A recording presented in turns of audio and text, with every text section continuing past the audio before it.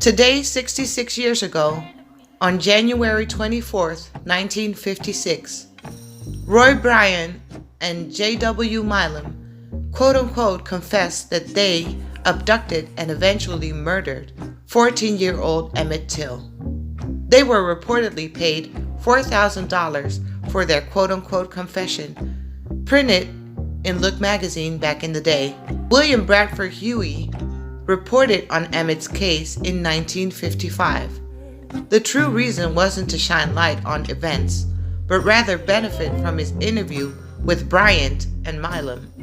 Instead of using the quote-unquote confession for truth, he used it for a film based on Emmett Till's murder entitled Wolf Whistle. The $4,000 split between Bryant, J.W. Milam, and Bryant's wife, Carolyn, served as a depiction agreement which allowed Bradford Huey to share the story in his film. Bobo, how his close friends and family nicknamed Emmett, was a 14-year-old African-American boy who lived in Chicago with his mother. His great-uncle, Mose Wright, invited him to Mississippi for a vacation to give the boy, quote-unquote, the summer camp experience. I'm heading back down to Mississippi next week. You're welcome to join us. Can I? You behave yourself. And don't worry, I'm gonna be just fine. And if I can find my cufflinks, I'm gonna look sharp doing it.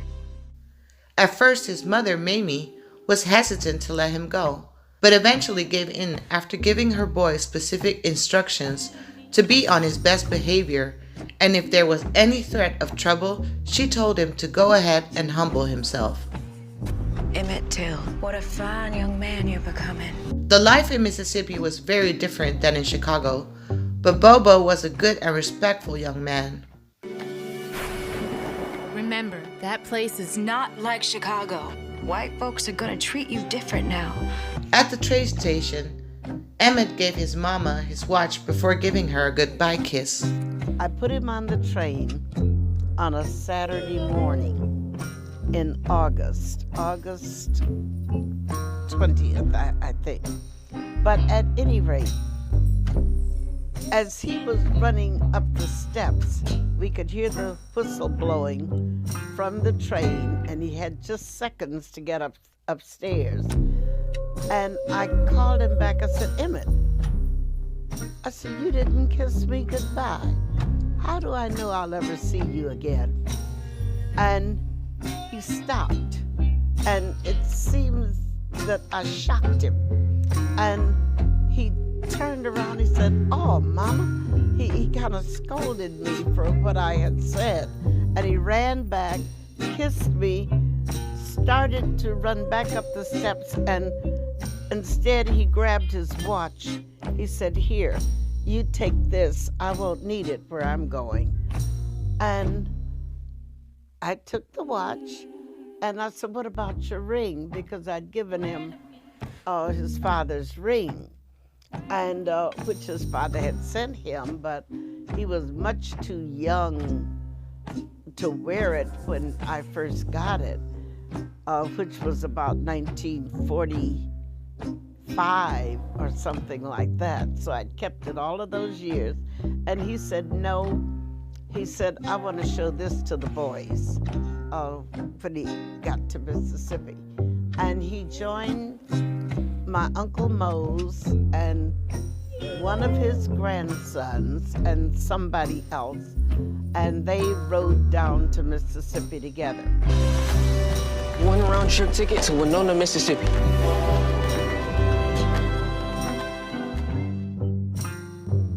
One day, Emmett and his cousins went to a local market where the owner happened to be Bryant, who wasn't at the store that day. It was his wife, Carolyn, attending. Emmett went in to buy some bubble gum, and after paying for his candy, he politely smiled at her. One of the boys decided to drag him outside before he got himself in trouble. Just before leaving, he said goodbye. Carolyn stormed out after him, Goodbye. and Emmett wolf whistled at her. Soon enough, gossip would spread around money that a Chicago I hate to say this word, that a Chicago nigger had something smart to say to Brian's wife. When he asked her about the situation, her version was totally different. She claimed Emmett grabbed her hand, then put his hands on her waist, telling her, and I quote, "How about a date, baby? I've had white women before." Brian's half-brother, J.W. Milam, pressured him to do something about it. So both men went to Mose Wright's house at 2 a.m. in the morning. We want that boy from Chicago. Come on. Now! Abducted the boy. They took him to a shed, brutally beat him, maimed him, and finally shot him in the head. Hold him down. It ain't worth it, boy. This is real. What the hell? Don't touch the white woman again. You hear me, boy? You will address me as yes, sir, and no.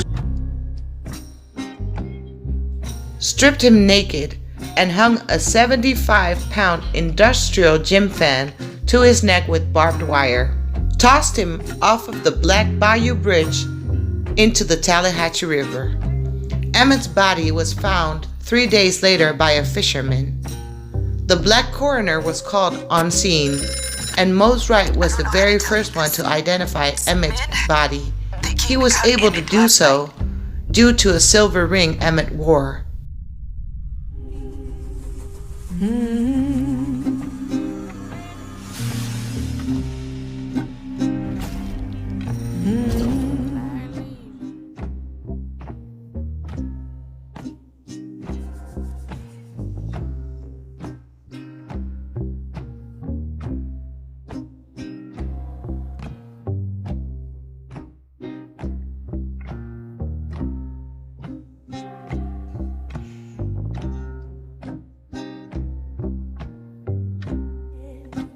She insisted on a public open casket funeral service held at Robert's Temple Church of God in Christ.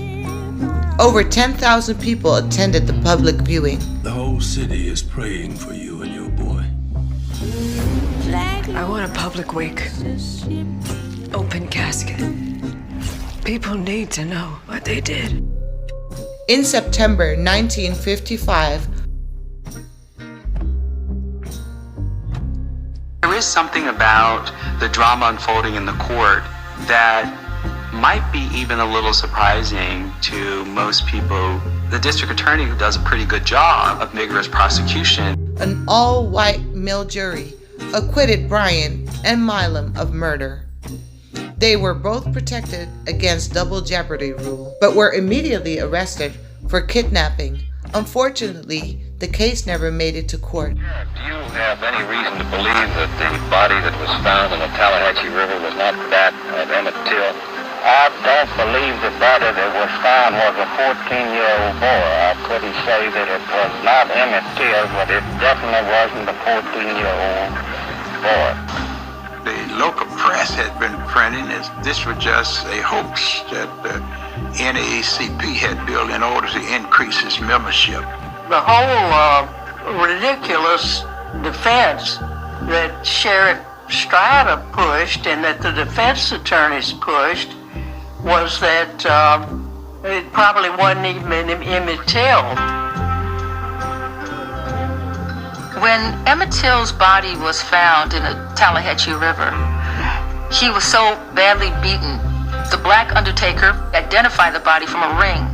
the initials L.T. Louis Till belonged to Emmett's father, and that Emmett Till had been given the ring, but his identity remained a constant subject for the defense to question. The main thing that stuck in my mind was one who summed up for the defense, telling the jurors he was confident that every last Anglo-Saxon will vote to set these men free.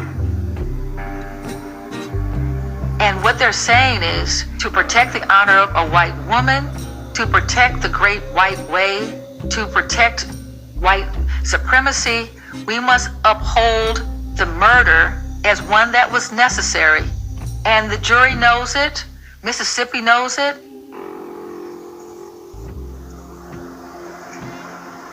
If that jury came back with an acquittal, then white folks were going to know for sure that they could get away with murder. It was going to be open season on black folks, and we were going to be the prime targets. I was not about to wait around for that.